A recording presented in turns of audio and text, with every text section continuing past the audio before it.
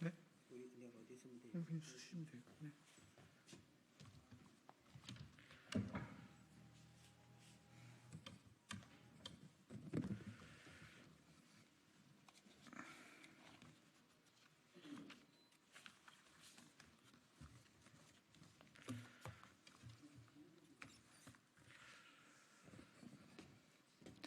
녹색정의당 국회의원 양경규입니다.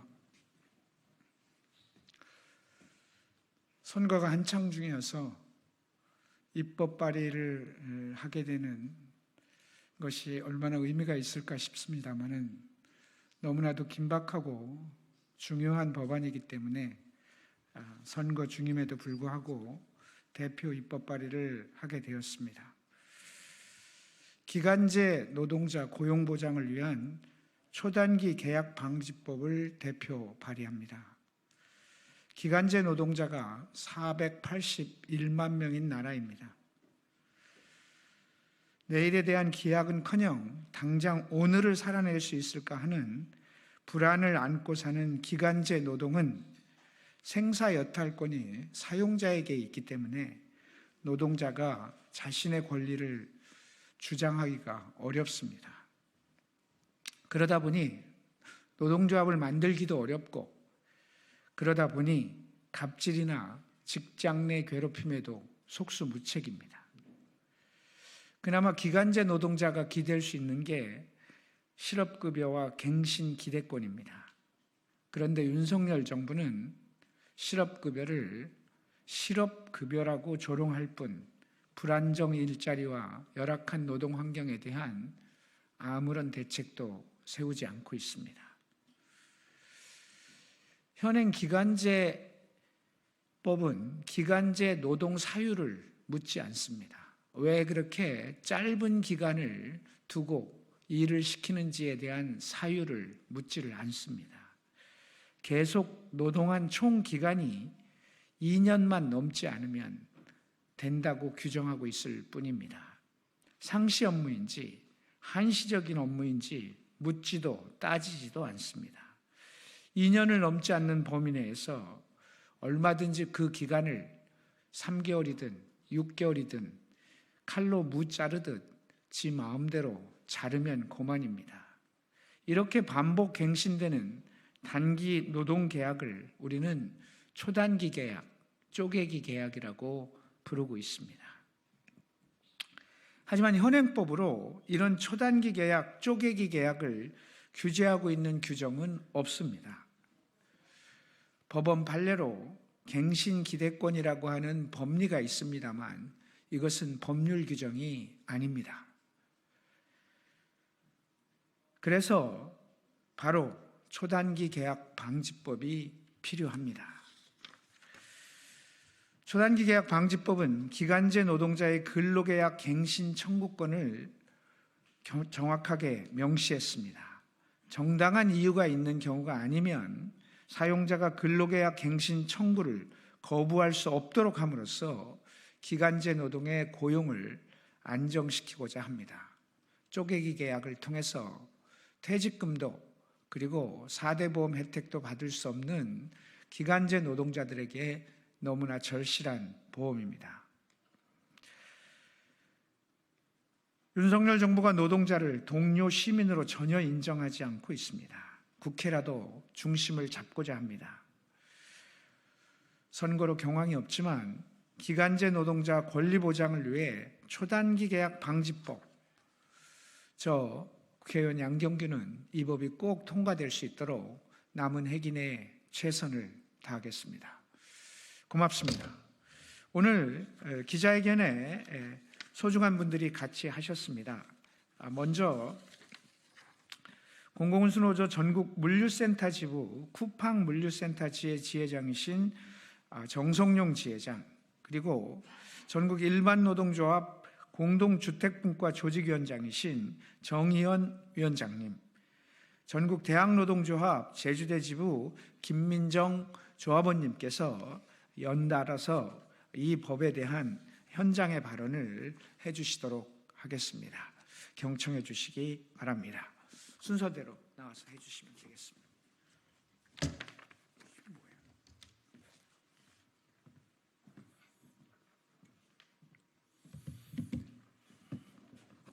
네, 반갑습니다.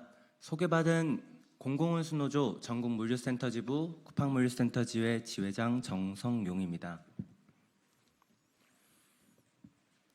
3만에서 4만 명에 이르는 쿠팡물류센터 노동자들이 일용직, 계약직으로 일을 하고 있습니다.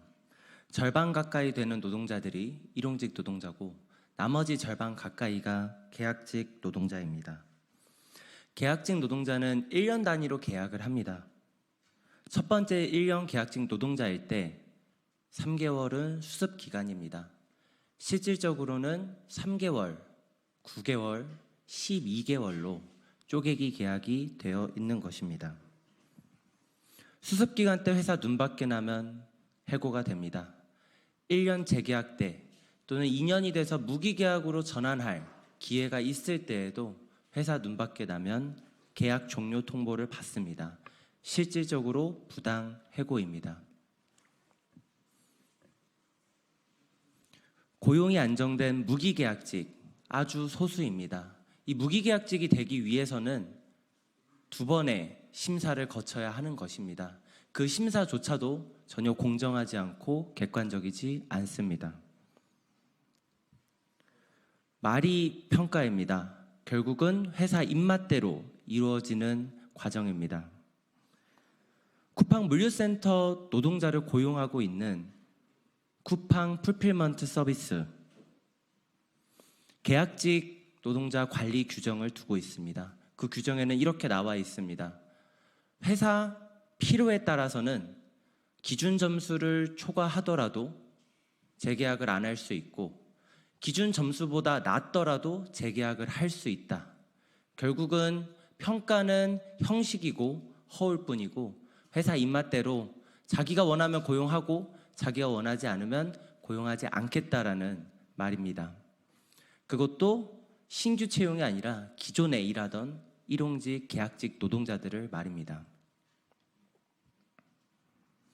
쿠팡은 언제나 매일같이 일용직 노동자들을 고용하고 있습니다. 그 인원이 1만 명에서 2만 명 가까이 되고 있습니다. 그런 회사에서 회사의 사정이라는 것은 실제로 노동력이 필요하느냐, 필요하지 않느냐를 의미하지 않습니다. 회사 입맛에 맞느냐, 안 맞느냐입니다. 노조 활동을 하느냐, 안 하느냐입니다.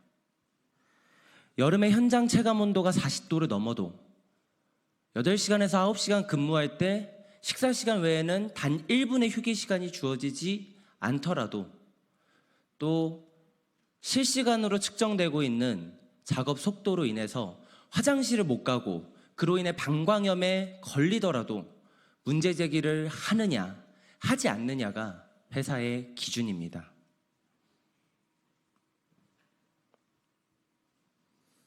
이를 판단하는 과정이 이 계약직 노동자들에 대한 재계약인 것입니다.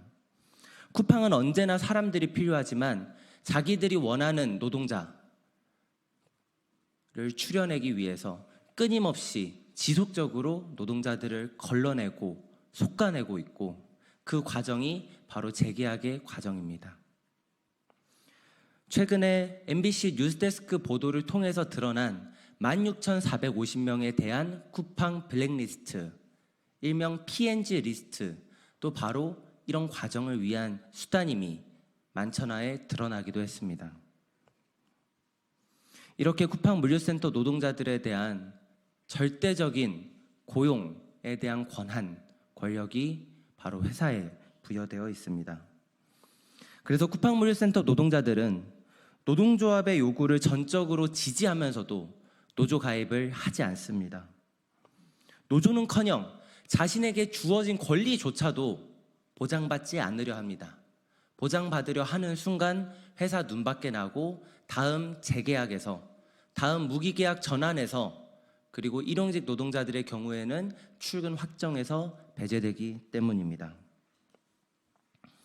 기간제 노동자를 보호한다라는 법이 있는 걸로 알고 있습니다. 근데 도대체 어디서 무엇을 하고 있는지 쿠팡 물류센터 현장에서는 볼 수가 없습니다. 최근 2024년 3월 31일자로 계약 종료, 부당해고 통보를 받은 조합원의 사례입니다. 이분은 1년 계약직으로 일을 했습니다. 근태도 좋습니다. 단 한 번도 지각, 조퇴, 결근을 한 적이 없습니다. 하지만 현장의 문제들에 대해서 관리자들에게 말을 하고 근로기준법 위반 사항에 대해서 고용노동부에 신고를 했습니다. 이 노동자의 재계약 어떻게 됐을까요? 계약 종료 통보를 받았습니다. 그래서 관리자에게 물었습니다. 관리자가 이렇게 얘기했다고 합니다. 관리자들끼리 모여서 찬반 투표를 했다고. 그렇게 해서 이 사람을 재계약할지 말지를 결정했다고. 결국 쿠팡이 제시하고 있는 노동자에 대한 재계약 평가표는 형식이고 허울임이 드러난 것입니다. 결국 결과는 정해져 있고 그것에 맞춰서 평가 점수를 기준 점수에 미달하게 조작하면 되는 것입니다. 객관성, 공정성, 합리성은 존재하지 않습니다. 쿠팡은 알리와 테무가 국내로 진출하자 로켓 배송 확대를 위해 3조 원을 투자한다고 합니다. 지금의 쿠팡 물류센터의 상황은 쿠팡이 돈이 없어서 사업이 불확실해서 고용이 상시적으로 필요하지 않아서 벌어지고 있는 일이 아닙니다. 쿠팡이 의지가 없어서입니다. 그렇게 해도 법 위반이 아니어서입니다. 도대체 왜 그 3조 원은 이 현장 노동자들의 고용 안정을 위해서, 노동 환경 개선을 위해서는 쓸 수 없는 것일까요? 양경규 정의당 국회의원실에서 초단기 계약 방지법을 대표로 발의해 주셨습니다. 무척 환영합니다. 이 법이 국회를 통과하는 순간 저는 말 그대로 춤을 출 수 있을 것 같습니다. 저 또한 노조 활동을 이유로 3개월, 9개월, 12개월 계약을 거친 뒤 무기계약 전환이 거절된 해고 노동자입니다.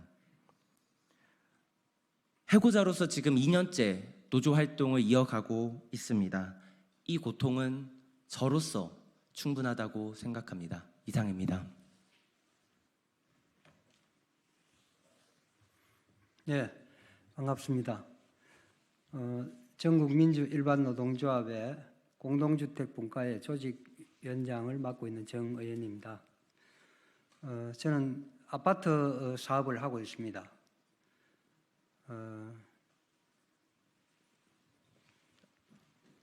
다음 달 5월 달이면 그 4년 전에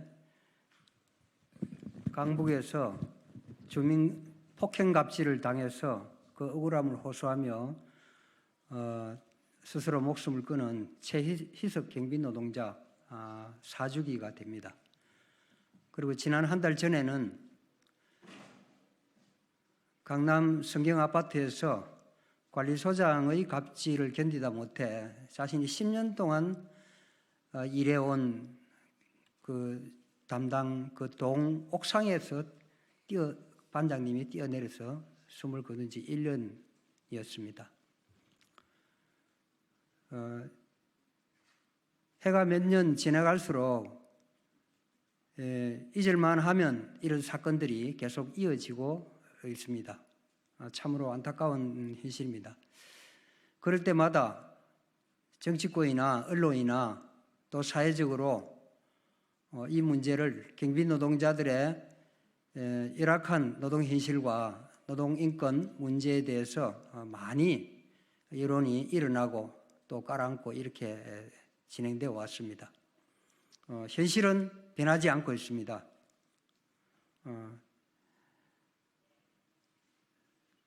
이런 갑질 문제와 그 다음에 부당한 노동권 탄압 어떤 이런 현상은 그 근본에 밑에 노동자들에 대한 언제든지 해고시킬 수 있는 그런 초단기 계약이 가려놓여 있습니다. 이미 많은 곳에서 이 문제가 거론이 됐고 원인은 다 밝혀져 있습니다. 그것을 시정하기 위한 또 여러 가지 노력들이 이루어져 왔습니다. 정치권에서는 관련 법을 개정한다든지 또 지자체에서는 관련 조례를 제정한다든지 또 당사자들 스스로는 아파트에서 상생협약 운동을 일으켜서 입대위와 마주 앉아서 이런 단기 계약 문제를 해결하기 위해서 노력을 하고 있습니다. 그럼에도 불구하고 3개월 초단기 계약 이 현실은 더욱 악화되고 있는 것이 현실입니다. 코로나 이전만 해도 대개 1년 미만이 50%, 60% 이대에 있었습니다. 그런데 3, 4년이 지난 지금은 거의 모든 지역에서 3개월짜리 초단기 계약이 80% 이상에 이르고 있습니다.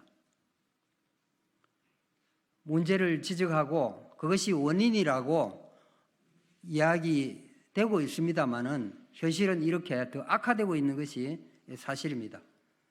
따라서 경비 노동자들은 이런 조건 때문에 자신이 당하는 부당한 현장에서의 일이나 또 권리를 주장하지 못하고 또 향유하지도 못하고 있는 현실입니다.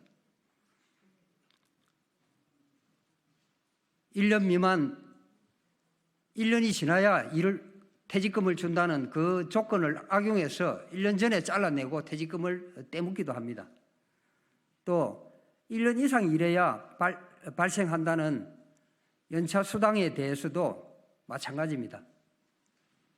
1년이 되기 전에 또 1년에 딱 맞추어서 내보내면 그것은 남습니다. 업자들에게 차지가 됩니다. 이거야말로 정말로 문디 콧구멍에 마늘 빼먹는다는 이야기가 있습니다만은 완전히 그짝인 현실입니다. 또 사업장에서 분리수거하는 날 일이 집중되는 이런 시간에는 휴식 시간이고 뭐고 관계없이 일을 할 수밖에 없는 그런 처지에 내몰리면서 인원이 적다 보니까 어쩔 수가 없이 일을 하게 되는데 그거에 대해서 정당한 가외 수당을 이렇게 쳐주지도 않습니다. 그리고 휴가를 어쩔 수 없이 집안 사정이나 몸이 아파서 휴가를 할 경우에도 동료가 몇 명 안 되기 때문에 참 안심하고 휴가를 다녀올 수가 없습니다. 눈치가 보여서. 그래서 심지어 그 대체 일할 수 있는 사람을 본인이 사서 데려다 주고 휴가를 갔다 오는 경우도 많이 있습니다. 당연히 휴가는 자유롭게 쓸 수 있어야 된다고 되어 있지만 전혀 현실은 그렇지 못하고 그 휴가를 떠나게 되면은 그 나머지 일은 동료들이 전부 맡아서 할 수밖에 없습니다. 그 부담도 동료들이 크게 짊어지는데 회사에서는 모른 채 하고 지나갑니다. 결국 그 일당을 하루치 떼먹는 결과가 맙니다. 일상적인 그것만이 아니고 회사가 바뀔 때, 용역회사가 바뀔 때, 관리소장이 새로 들어올 때, 또 입대위가 선거를 해서 입대위가 바뀔 때 그때마다 전전긍긍할 수밖에 없습니다. 이 모든 것을 3개월 초단기 쪼개기 계약이 그 원인이라고 모두가 다 이야기하고 있습니다. 이것은 정말로 잘못된 악법입니다. 반드시 고쳐져야 한다고 생각을 하고 지난 국회에서도 이런저런 노력이 있었지만 마지막까지 또 안 되면 차기 국회에서라도 반드시 이것은 개선돼야 할 것이라고 호소드리고 싶습니다. 예, 이상입니다.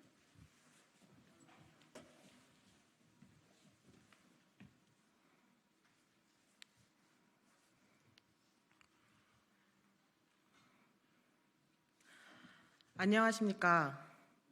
외국인 유학생들에게 한국어를 가르치는 한국어 강사 김민정입니다. 제가 제주대학교에 입사한 2019년도는 강사법이 시행된 해입니다. 강사법은 법적으로 교원 지위를 부여하고 1년 이상 임용하고 3년간 재임용 절차를 보장하고 방학 중 임금, 퇴직금 지급 등의 내용을 담고 있습니다. 제주대학교는 강사법이 시행되기 이전에는 한국어 강사에게 주 20시간 강의를 배정하기도 하였는데 강사법이 시행되자 제주대학교는 돌연 강사법 때문에 최대 14시간까지만 강의할 수 있다고 하였습니다. 당연히 국립대가 하는 말이니 믿을 수밖에 없었습니다. 근로계약은 20주 단위로 초단기 계약을 체결하였는데 매 학기 불합리한 평가로 재임용을 반복하여 파리 목숨 같은 고용 불안에 시달렸고 툭하면 이러시면 일하실 수 없습니다 라며 정당한 요구조차 하기 힘들게 만들었습니다. 지속적인 고용 불안은 한국어 강사를 한없이 작아지게 만들었습니다. 학교는 협조 요청이라는 표현으로 강의 외 업무를 자꾸만 가중시켰습니다. 다음 학기에도 강의를 계속하기 위해서는 거절할 수 없었습니다. 그러나 더는 이대로 일할 수 없었습니다. 저는 기사, 판례문, 법령을 찾아서 읽고 또 읽었습니다. 그동안 제주대학교는 고용노동부와 교육부의 관리 감독이 소홀한 틈을 타서 법의 사각지대를 악용하여 한국어 강사를 속였습니다. 대학기관 한국어 강사는 강사법 적용이 아닌 기간제법이 적용되며 강의 외 업무 시간도 근로시간으로 포함되어 주 15시간 미만 초단기 근로자도 아니었습니다. 이미 모든 선생님들이 무기계약직으로 전환되어야 했고 강의 외 업무에 대한 임금과 법정 수당 또한 마땅히 받아야 했습니다. 저는 제주대학교 국제교류본부장에게 기간제법과 근로기준법을 준수하여 무기계약직 전환과 표준근로계약서 작성을 요청했습니다. 그러나 제주대학교는 시정 조치는커녕 법기준 이하의 근로계약서에 서명할 것을 강요하며 협박하였습니다. 또한 일방적으로 기존의 근로조건을 변경하여 생계를 위협하고 해고의 칼날을 휘둘렀습니다. 2024년 봄 해고의 칼날은 저를 향하였습니다.